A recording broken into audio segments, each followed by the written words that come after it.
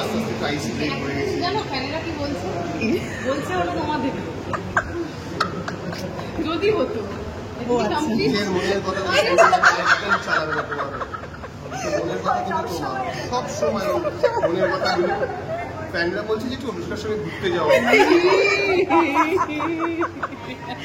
আজকে মনের কথা হয়েই গেল, যাই হোক ঠিক আছে, কিন্তু সেই গাছ কেমন আছে? আরে গাছ মানুষ কি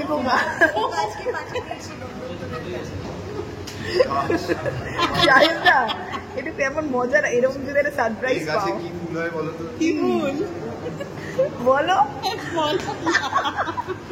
বাচ্চা ফুল, গাছের উপর জোড়া ফুল। তুই আবার এটাও নিচ্ছিস? কেসটা আমার ভয় পায় না, এটা আমি জানি। সাইদার স্টেট ফরওয়ার্ড এতটাই যে কখনোই এই ভয়টা পায় না, সত্যি কথা বলতে।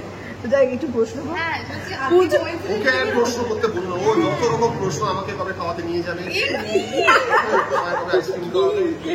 কি বলবে সুস্মিতা, দেখো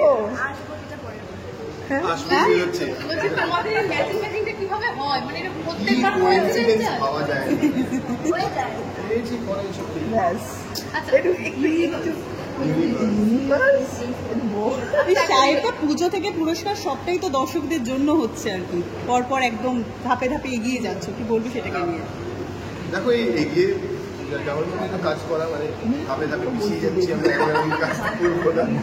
বাট আমার মনে হয় দেখো কোথাও তো একটা বড় একটা রেসপন্সিবিলিটি আমার আর সুস্মিতার উপরে, যে এই যে একটা প্রিয় জুটি, তবে না ওদের কেমিস্ট্রি খুব ভালো লাগছে, হ্যাঁ এইটার যে ভালোবাসাটা, যে রেসপেক্টটা দর্শকের কাছ থেকে পেয়েছি, তার পরিবর্তে যে ভালো কাজ করে অক্লান্ত পরিশ্রম করে সেটা ফিরিয়ে দিতে হবে, সেটা কিন্তু সবসময় একটা আমরা যতই আর কি মজা করি না কেন, সেটা একটা ব্যাক অফ দ্য মাইন্ড সবসময় কিন্তু ওটা ওয়ার্ক করে যে হ্যাঁ আরো দায়িত্ব বেড়ে গেল।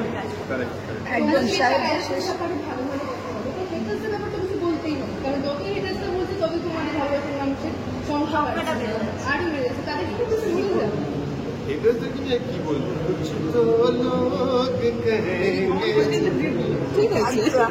একটা কথা বলো, সেটা হচ্ছে যে আপস এন্ড ডাউন দিয়ে যায়, তুমি সারদার পাশে এই সময়টা পুরো এই টাইম পিরিয়ডটা কিভাবে ছিল? আবার নীরবে তাকাচ্ছে, দেখো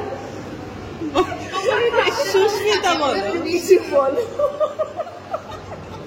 একটু কিছু বলো, একটু কিছু বলো,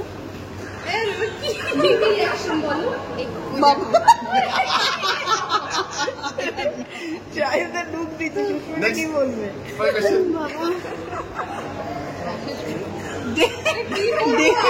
ওই যে পুচকের কথা দিয়ে শুরু হয়েছিল, সেটা নিয়ে বলো আর কি, পুচকের সাথে জার্নিটা।